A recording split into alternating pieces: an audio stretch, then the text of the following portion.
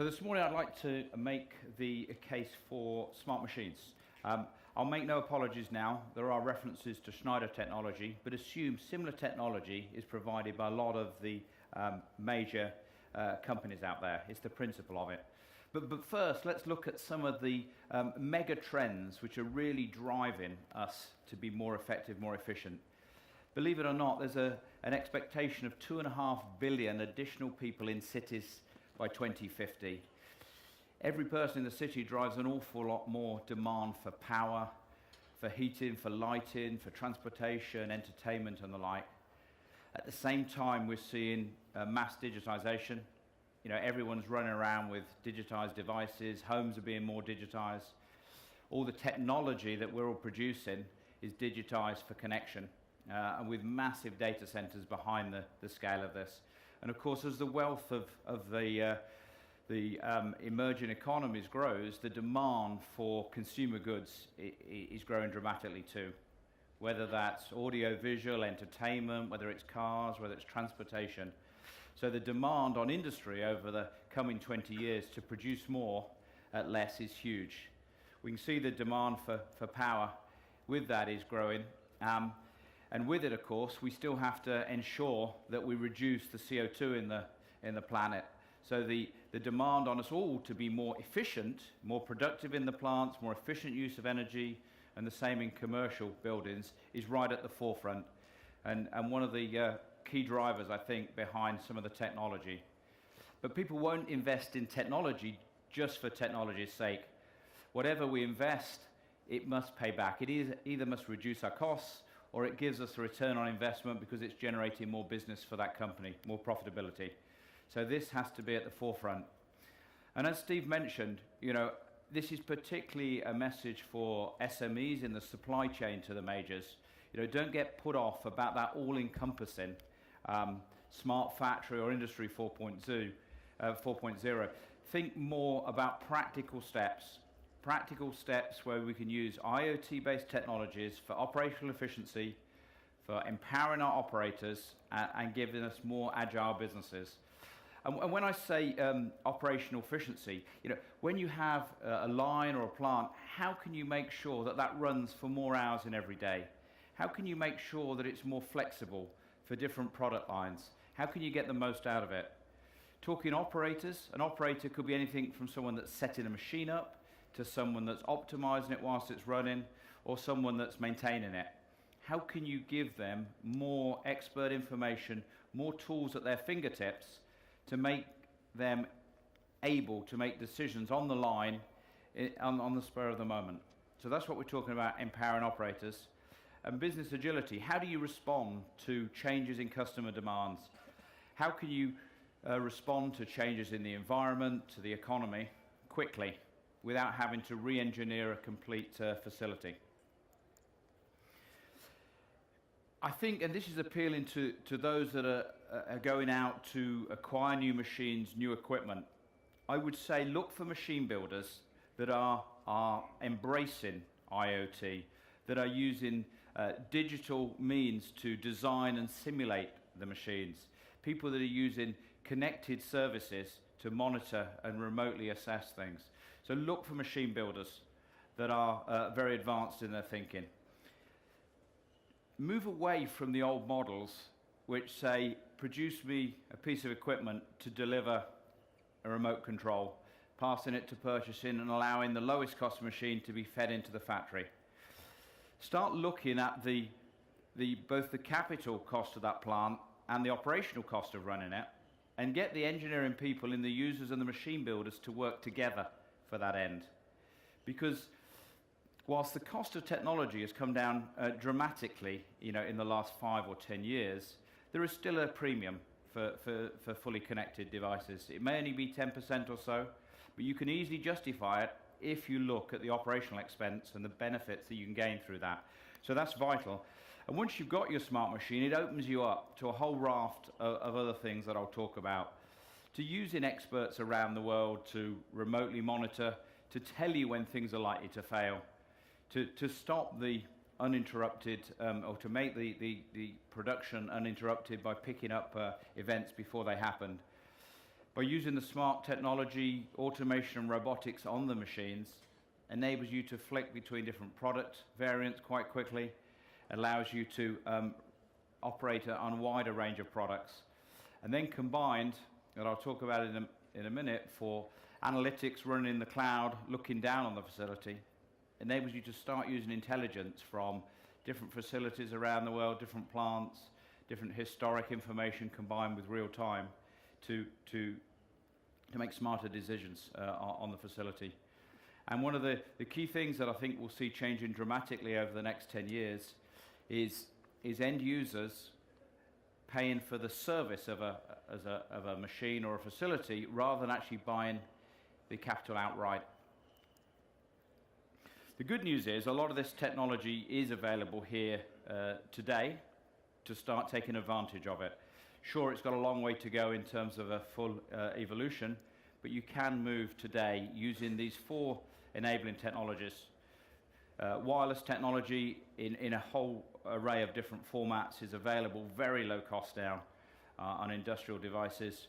Mobility, well, everyone's got mobile devices. When they walk into their work every day, they've got phones, tablets and the like.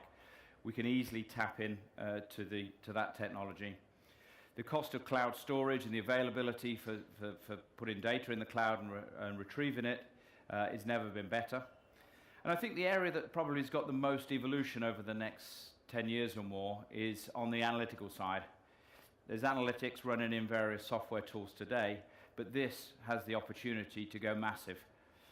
Imagine picking real-time data from a plant and combining it and comparing it with real-time data in different parts around the world, taking historic information that's been gained and combining it all to make smart decisions. This has got so much room for growth. But let's go right back to some very simple practical examples of how someone can take the use of IoT without investing in massive automation systems. Simple sensors, these are all electromechanical. Limit switches, pressure devices, safety devices. You now can get simple battery-backed devices, wireless devices, which take the simple signal from one of those electromechanical devices and beam it straight to the cloud. So a switch on a battery that could be in a field somewhere is generating a signal through to the cloud into some form of analytics or on to a simple device for a human to make a decision. There, a very simple use of IoT. Just imagine where that could take you. Signals come in from stadiums, golf courses, motorways, things that you historically would have been extremely difficult without having power and communications, wired communications, can all be done now with very low cost wireless.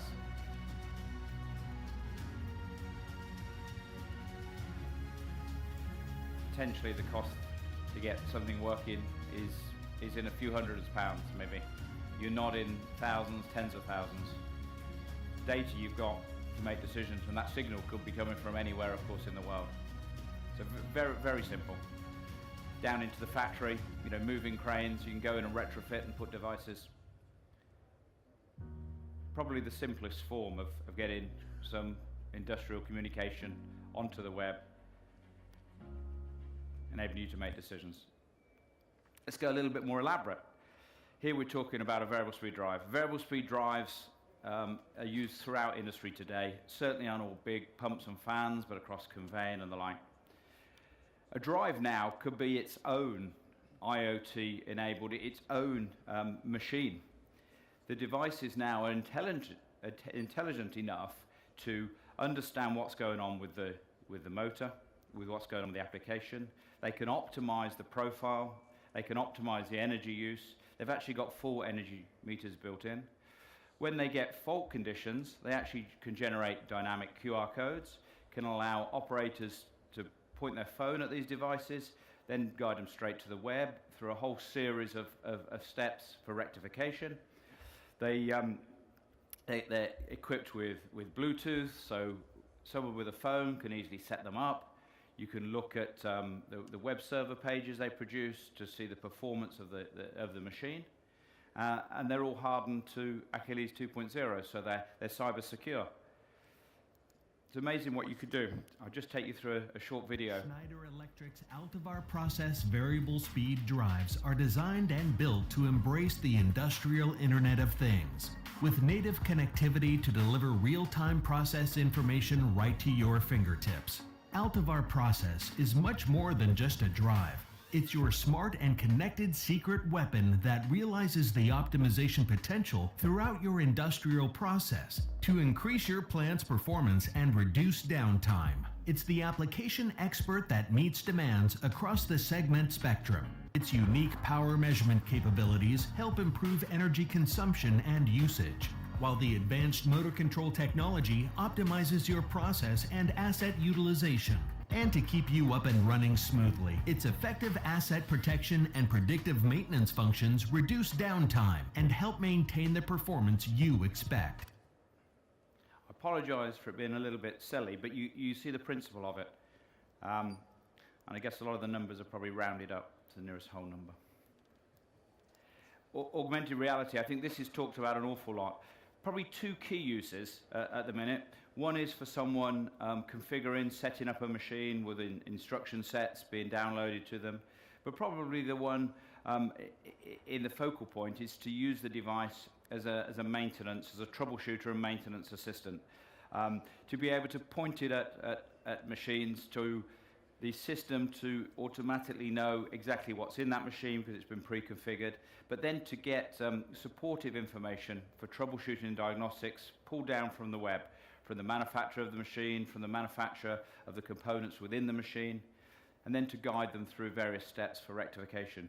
Maybe to connect in an expert through the device to see in the same eyes as the maintenance person what's going on with the machine. Again, I think here this can evolve. Here's a forward-looking OEM that's embracing this technology with every machine they put out into the market. Schneider Electric is supporting Walder on its first journey into digital transformation. This includes visualization of production data on mobile devices. Each application is customized and adapted to the environment and the machine to suit customer needs. Now with EcoStruxure Augmented Operator Advisor, we are entering a new field of software services, and we believe they will produce new business models for Walder. At Walder AG, we see the major benefit of augmented reality as the ability to provide customized information to every user based upon his or her needs. Individualized content can be entered into the system daily or even for each order and displayed on the user's terminal. The speed of the resulting information displayed on the terminal is greater than what we could previously achieve using routing slips or other paper or electronic records. One completely new aspect of this technology is its interactivity. This enables users to access real-time system process data or documents such as material data safety sheets, production checklists, or information for visitors, all on an as-needed basis. Yeah, super example. And of course, once you started deploying smarter technology, it really opens up the service world. The services that the OEM can provide, or a bureau service can provide, and in fact the user can benefit. Take a tracking service, really a repository of data for every machine that's ever been produced by a manufacturer out in the field. The service could identify it by location, down into the machine. Each machine can identify all the devices, the architecture. It can hold the serial numbers, it can hold the warranty status. It can look at operations. It can flag up to operator to the end users when challenges and issues with certain devices, and potentially go right down to any spare parts that need to be required, and with a digital connectivity, automatically order them. Very simple tracking and spare replacement. If you look at monitoring, and here I'm looking particularly at monitoring the production of the equipment. So you're constantly looking at its performance, maybe against benchmark. You're looking at the health of the asset. You're looking at key KPIs, and the ability to deploy process experts to help. Again, you could drill in, through the maps, through the plants. Here you're looking at process parameters. You've maybe got analytics sitting above, constantly monitoring hundreds of machines, hundreds of plants, looking for things deviating from norm, maybe comparing best case with worst case, and guiding people with experts to improve the performance of that technology. This is all very readily available today, and it doesn't have to cost tens of thousands of pounds. And the one we hit on before, helping people get their plants up and running quickly should they have a failure. Augmented reality tools able to home in on the machine.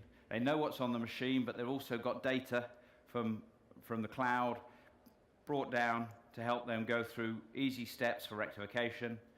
And as I said, bring in expert advice, potentially through their PDA, through their iPad, to see what's going on the facility as well. So those services can really bring business benefits to the OEM. They allow the OEM to see how the machines are performing out there, continually looking to optimize them.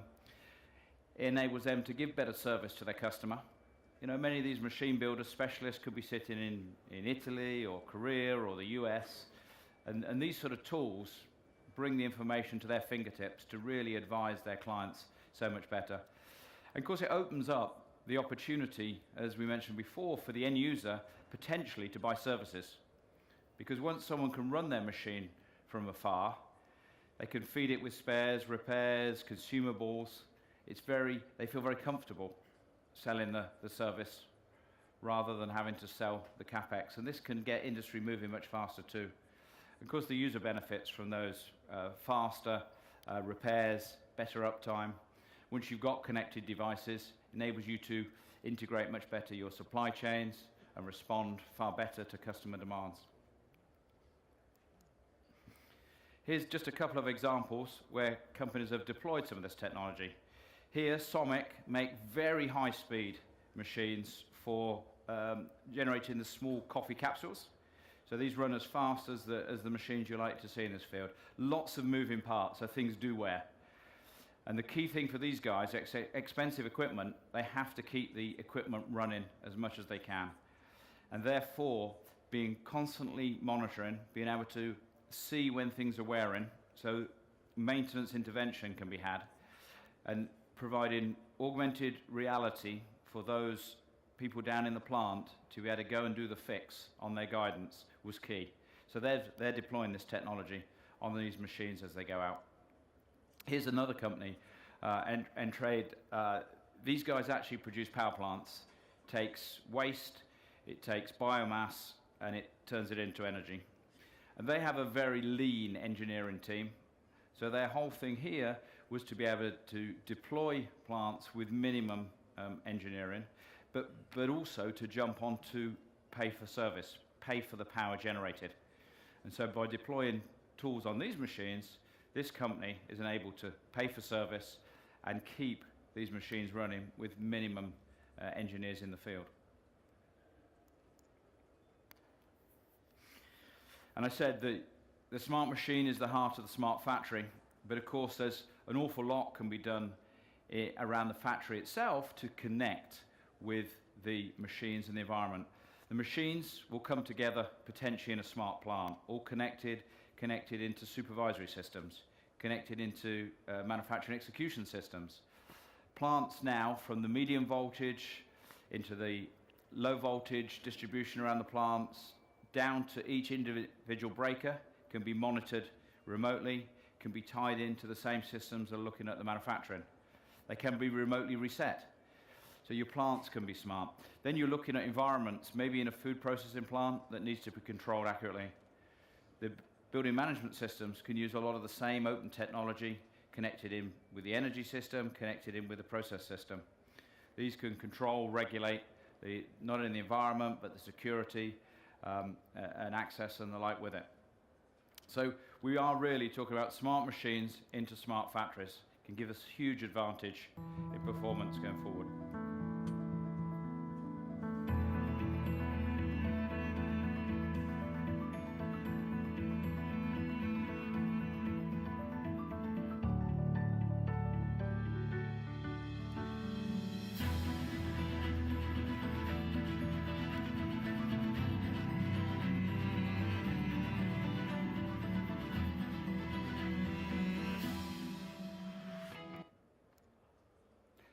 Thank you. That's been completed. Thank you, Martin.